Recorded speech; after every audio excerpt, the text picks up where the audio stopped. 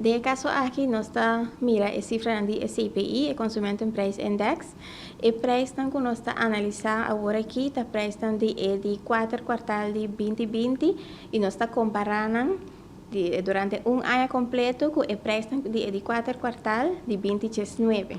Se nós vamos esse o preço abaixo de 4 quartal 2020 comparado com de 4 quartal 2019 com 5,2%. Para nós entender, quizás não compreender bom, vou explicar-nos que está a CPI. Sim, esse CPI é Consumer Price Index. Esse é medir que nós está usando para nós medir inflação. Também nós está considerar também macutos as marcas de uitgaven de gasto com caso de família por tim. Então esse aí nós está botando junto e nós está mira quanto família tem para gastar e lá nós visa CPI te ajuda nos a ajustar o preço na moda que e caso de família possível comprar mesmo custo se não salário também guardo indexar.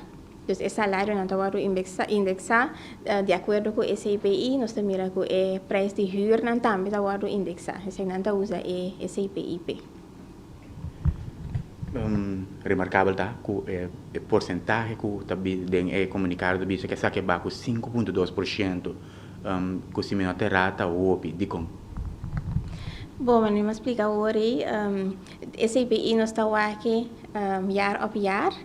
Ano passado, ano passado, Mei 2020, nós começamos com a situação de Covid-19. Esse é a buta que nós está ganhando ainda subsídio para água, eletricidade, internet.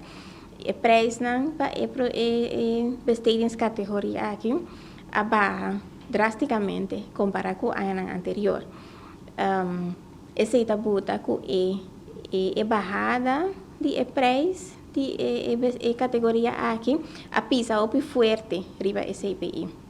Se a IPC nós mira é verschil aqui. Se eu dar um exemplo, o preço de água, eletricidade com internet, a diferença entre 2020 e 2019 para de 4 quartal está de 3%, você dá hope.